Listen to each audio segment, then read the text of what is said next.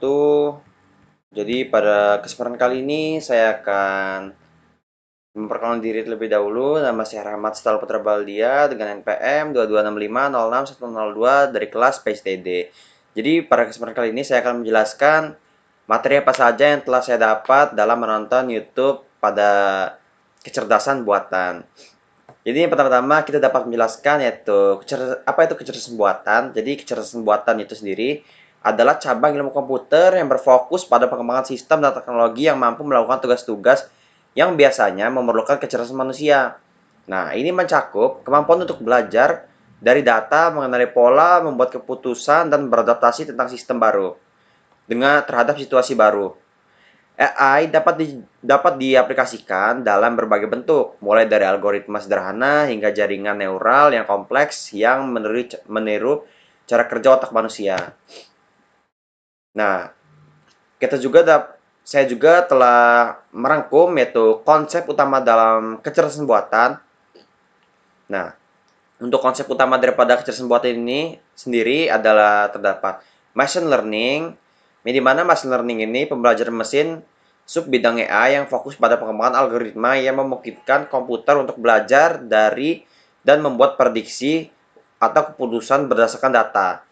Kemudian terdapat jaringan syaraf tiruan atau artificial neural networks. Jaringan syaraf tiruan ini terinspirasi oleh struktur otak manusia dan terdiri dari lapisan node atau neuron yang saling terhubung. Jadi jaringan ini digunakan untuk mengenali pola yang kompleks dan melakukan tugas-tugas seperti klasifikasi gambar, pengenalan suara, dan pemrosesan bahasa alami. Jadi jaringan saraf dalam yang lebih kompleks dikenal sebagai deep learning. Kemudian terdapat pemrosesan bahasa alami atau NLP, Natural Language Processing. Jadi ini adalah cabang AI yang berfokus pada interaksi antara komputer dan bahasa manusia. Jadi tujuannya adalah untuk memungkinkan komputer memahami, menganalisis, dan merespon teks atau ucapan dalam bahasa alami. Jadi dari contoh aplikasi NLP ini sendiri termasuk penerjemah bahasa otomatis, chatbots, dan analisis sentimen. Kemudian terdapat fisik komputer atau computer vision, yang dimana fisik komputer ini adalah bidang AI yang memungkinkan komputer untuk menafsirkan dan memahami dunia visual. Dan yang terakhir yaitu terdapat sistem pakar atau expert system, yang dimana sistem pakar ini adalah program AI yang meniru kemampuan pengambilan keputusan dari seorang pakar manusia di bidang tertentu. Nah, kemudian untuk rangkuman berikutnya, kemampuan sistem kecerdasan buatan. Nah, dalam kecerdasan buatan memiliki kemampuan sistem yaitu seperti pengenalan pola, pemrosesan bahasa alami atau natural language processing, pengambilan keputusan, pembelajaran dan adaptasi, dan fisik komputer.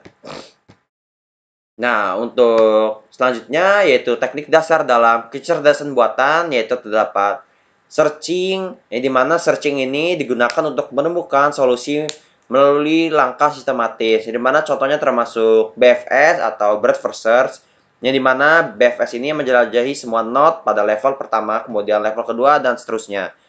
Kemudian terdapat DFS yaitu Deep First Search, menjelajahi node yang paling dalam pada pohon. Kemudian Uniform Cost Search atau UCS menjelajahi node dengan biaya paling rendah.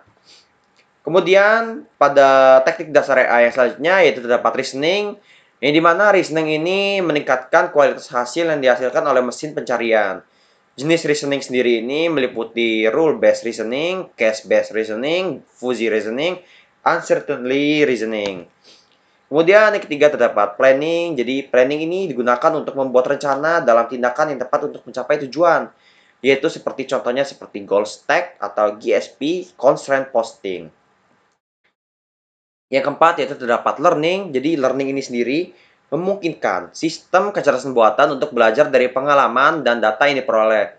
Jadi tipe learning sendiri meliputi supervised learning, unsupervised learning, reinforcement learning.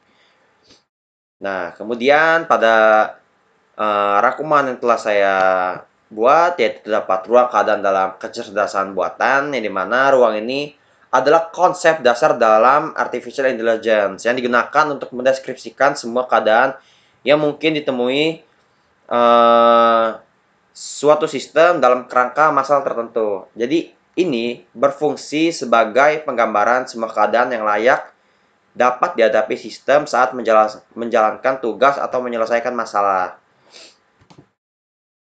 Kemudian terdapat penerapan persamaan linear dan non-linear. Jadi untuk persamaan linear sendiri yaitu contohnya sebagai ekonomi, persamaan linear ini digunakan untuk memodelkan hubungan antara dua variabel ekonomi seperti penawaran dan permintaan. Kemudian terdapat fisika, yang mana hukum Hooke tentang elastisitas menyatakan bahwa gaya yang diperlukan untuk meragakan atau memampatkan pegas berbanding lurus dengan perpindahannya. Kemudian terdapat teknik, yang dimana teknik ini persamaan linear digunakan dalam analisis jaringan listrik untuk menentukan arus dan tegangan pada berbagai komponen. Nah, untuk yang kedua yaitu terdapat persamaan nonlinear, yang dimana terdapat contohnya yaitu biologi, kimia, dan ekonomi. Untuk biologi sendiri yaitu model penumbuhan populasi seringkali menggunakan persamaan logistik yang nonlinear untuk menggambarkan pertumbuhan populasi yang terbatas. Nah, untuk kimia sendiri persamaan Langmuir digunakan untuk menggambarkan adsorpsi molekul pada permukaan padat. Dan untuk yang terakhir yaitu ekonomi, jadi model nonlinear ini juga dapat digunakan untuk memprediksi perilaku pasar saham yang kompleks dan dinamis.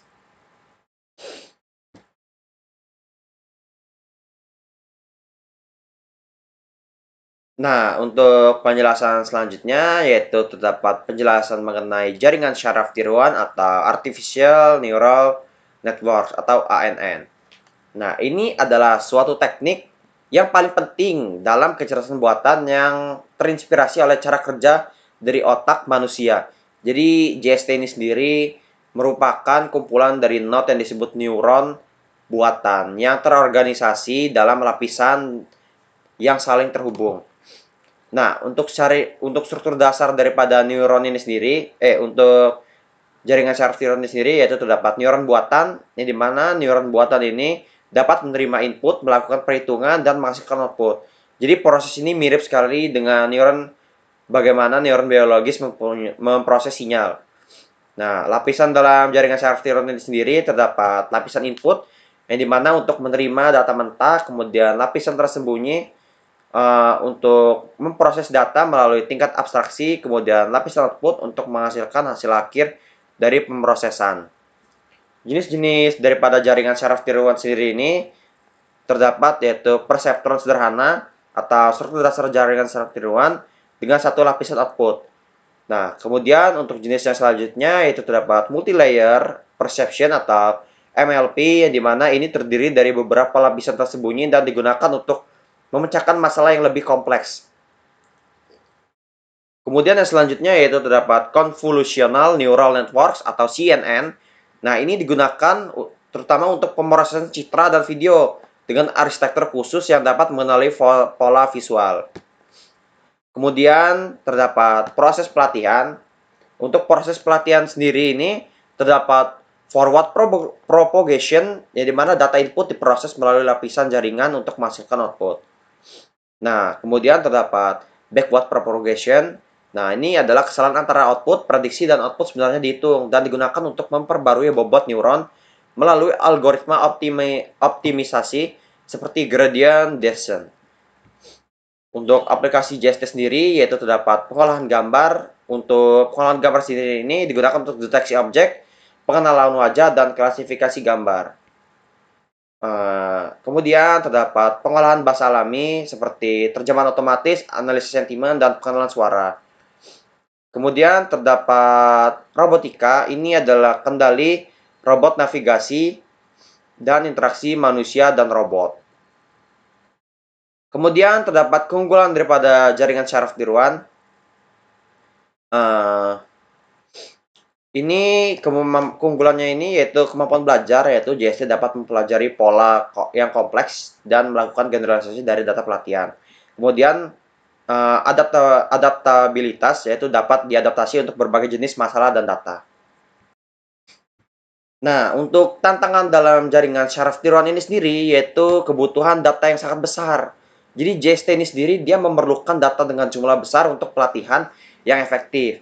Nah, kemudian terdapat overfitting juga. Jadi resiko jaringan belajar terlalu spesifik ini pada data berlebihan dan tidak mampu menggeneralisasi pada data baru. Nah, dan yang terakhir yaitu kompleksibilitas komputasi, yaitu pelatihan JST ini membutuhkan sumber daya komputasi yang signifikan, terutama untuk jaringan yang besar dan dalam. Begitu saja untuk penjelasan saya untuk rangkuman video kecerdasan buatan ini yang telah saya rangkum menjadi satu kejelasan untuk membuat tugas video. Maka saya akhiri. Wassalamualaikum warahmatullahi wabarakatuh. Terima kasih banyak. Mohon maaf jika ada saya ada salah kata. Terima kasih.